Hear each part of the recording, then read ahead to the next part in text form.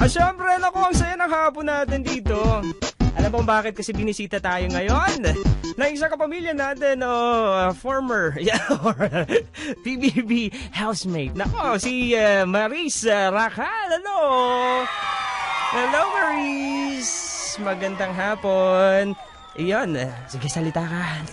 Hello guys, kamusta kayo? Ayun, ganda ng boses ni Maris, oh. Wow. Kumusta naman yung hapon mo, Maris? Yung araw mo pala? Masaya naman po. Masaya na, busy, ganun. Busy. Okay lang yun, basta Galing po akong PBB guesting. Ganun. Ay, talaga kanina. Yes. Yun, na-miss mo yung di ba? Uy, napapanood ko yung ni Manolo nun eh. Kumakanta ka eh. Alam ko, maganda boses mo eh. Wow. Parinig naman ng kahit isang linya lang na favorite song mo. Talaga? Oo, promise, dali. You don't have to love me, love me, love me. Love me, love me, love me. Just 'cause I'm a gentleman don't mean I ain't taking you to bed. Kukunin ko sa aking gitara ko eh. Di ba nagigitara ka? Di ba? Nanonood ako sabi sa'yo eh.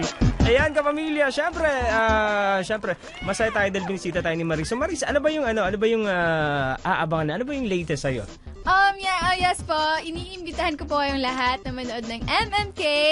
Episode po namin yan ni Manolo Pedrosa. Kasama ko po siya sa PBB House. Yes.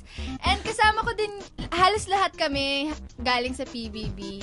And so, sana po supportahan niyo yun. Yung episode na yan ng MMK, kasama mo yung mga... Yes.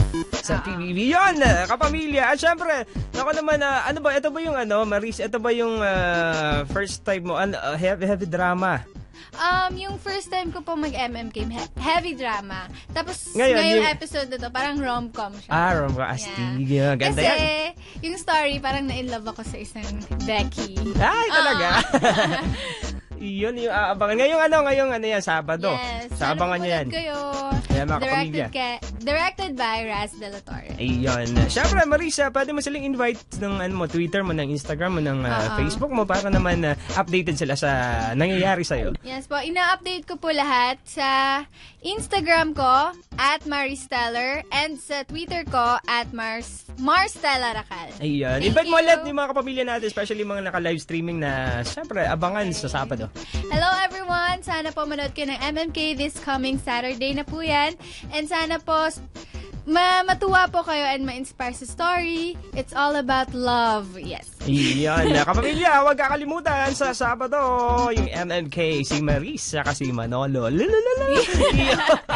Dali ka lang, kapamilya, dahil tuloy-tuloy ang ating magagandang at syempre, kakulitan dito sa programang My Only Request. At ito ay hatid sa inyo ng The Generics Pharmacy. Tutok lang, kapamilya. Salamat, Maris! Thank you so much! Thank you! Have a good night. Kinig pa more!